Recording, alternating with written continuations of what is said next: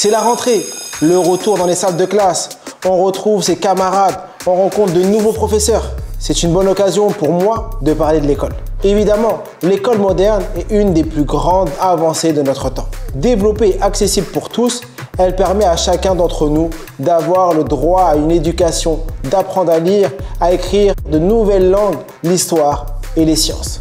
Mais dans cette vidéo, j'aimerais souligner ce qui, à mon avis, manque dans l'enseignement scolaire. Toutes les choses que nous pourrions améliorer chacun à son niveau pour un apprentissage efficient.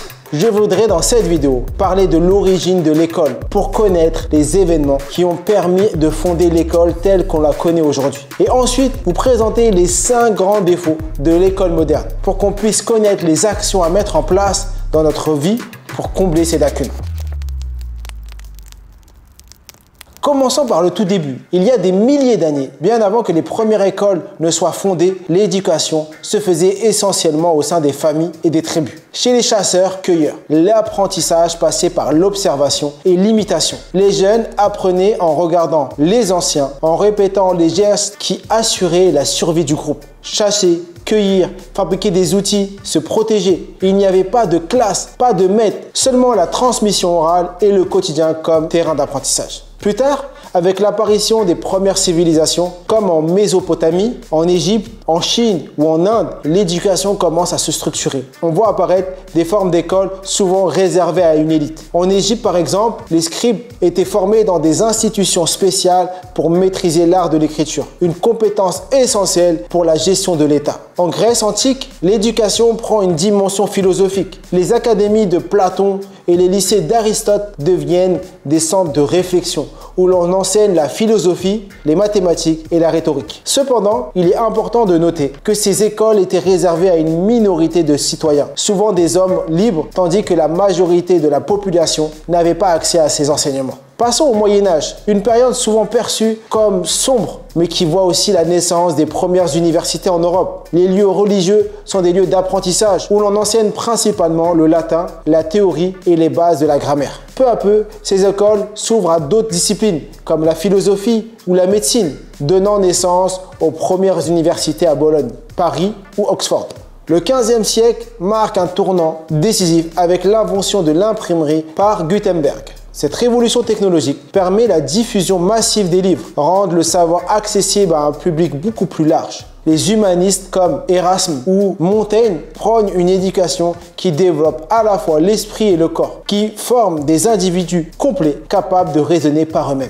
C'est avec les Lumières que l'idée d'une éducation pour tous commence à prendre forme. Des philosophes comme Rousseau ou Condorcet plaident pour un enseignement universel, accessible à chaque citoyen. Ces idées mènent en France à la Révolution française qui consacre l'éducation comme le droit fondamental. Mais ce n'est qu'au XIXe siècle, avec des figures comme Jules Ferry, que l'école laïque, gratuite et obligatoire est réellement mise en place en France.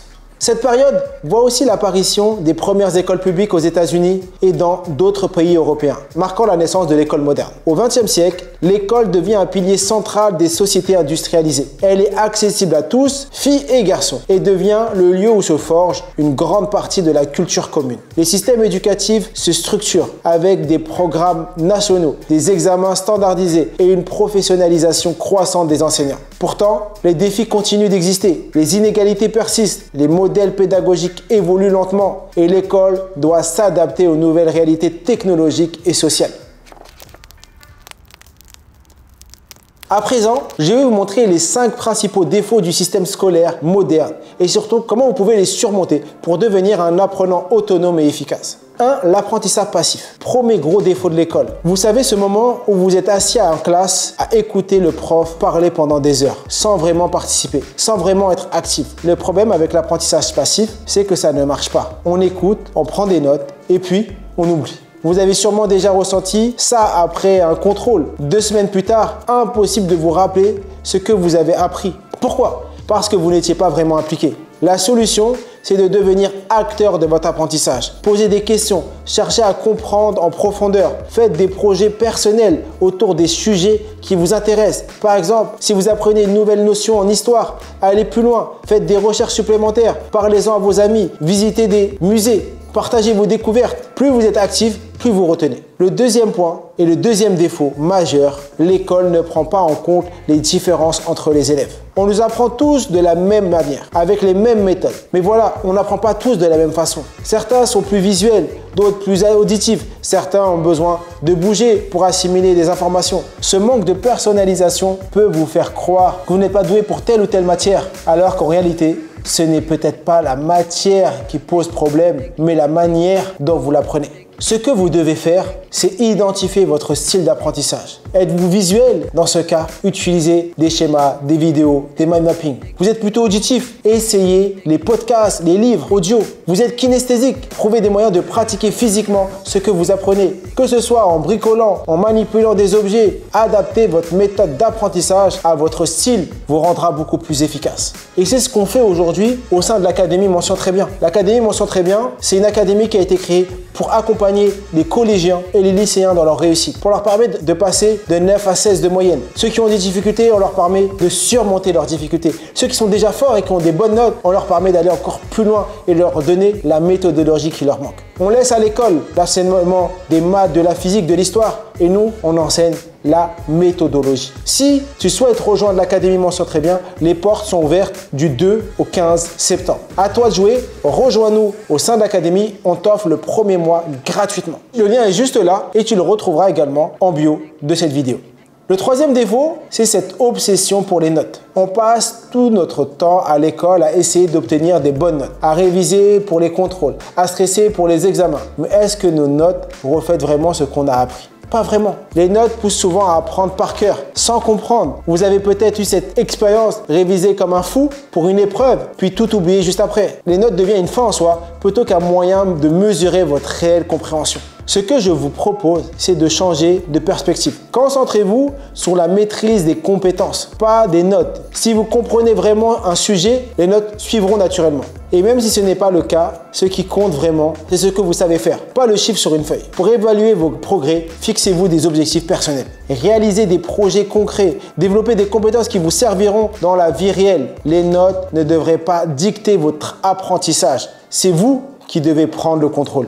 Le quatrième défaut, l'école se concentre beaucoup sur la théorie et oublie souvent les compétences pratiques. On nous apprend à résoudre des équations complexes, à analyser des textes littéraires, mais on ne nous enseigne pas comment gérer notre argent, comment communiquer efficacement ou même comment penser de manière critique. Quand vous quittez l'école, vous vous retrouvez dans le monde réel où ces compétences pratiques sont cruciales. Et là, vous vous rendez compte qu'il vous manque des outils essentiels. La solution, apprendre par vous-même. Heureusement, aujourd'hui, on a accès à des ressources incroyables en ligne. Vous pouvez suivre des cours sur des plateformes comme l'Académie Mention Très Bien ou même sur YouTube pour apprendre ce que l'école ne vous a pas appris. Lisez des livres de développement personnel, assistez à des conférences, rejoignez des clubs ou des associations. Il y a des milliers de façons de développer des compétences qui feront vraiment la différence dans votre vie. J'en profite encore une fois pour vous dire que l'Académie Mention Très Bien réouvre ses portes. Nous avons déjà accompagné plus de 3000 élèves sur 2 ans. On réouvre les portes pour cette nouvelle année 2024-2025. À vous de jouer,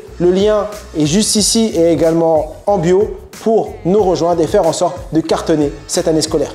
Enfin, dernier défaut, l'école impose un rythme d'apprentissage identique pour tous. Mais tout le monde n'apprend pas de la même vitesse. Certains vont comprendre un concept en 10 minutes, d'autres auront besoin de plusieurs heures. Pourtant, l'école ne laisse pas la place à cette différence. Résultat, ceux qui apprennent vite s'ennuient et ceux qui prennent plus de temps se sentent dépassés. Ce manque de flexibilité crée de la frustration et du découragement. Ce que vous pouvez faire, c'est prendre le contrôle de votre temps d'apprentissage. Utilisez des outils comme Trello, Notion pour planifier vos études et votre rythme. Si un sujet vous intéresse particulièrement, approfondissez-les. Prenez le temps qu'il faut. Et si un autre vous semble trop facile, passez à une autre chose. En devenant autonome dans la gestion de votre temps, vous éviterez l'ennui et le stress et vous apprendrez plus efficacement. Pour résumer, l'école moderne a des grands défauts. Mais, bonne nouvelle, vous avez le pouvoir de combler ces lacunes vous-même. Devenez acteur de votre apprentissage. Adaptez vos méthodes à votre style. Concentrez-vous sur la maîtrise des compétences plutôt que sur les notes. Développez vos compétences pratiques en dehors de l'école et gérez votre temps d'apprentissage de manière autonome. En prenant ces initiatives, vous deviendrez un apprenant plus autonome, plus efficace et surtout mieux préparé pour le monde qui vous attend. n'oubliez pas que l'Académie Mention Très Bien réouvre ses portes. Et comme je l'ai dit toujours, je suis, tu es, nous sommes tous illimités.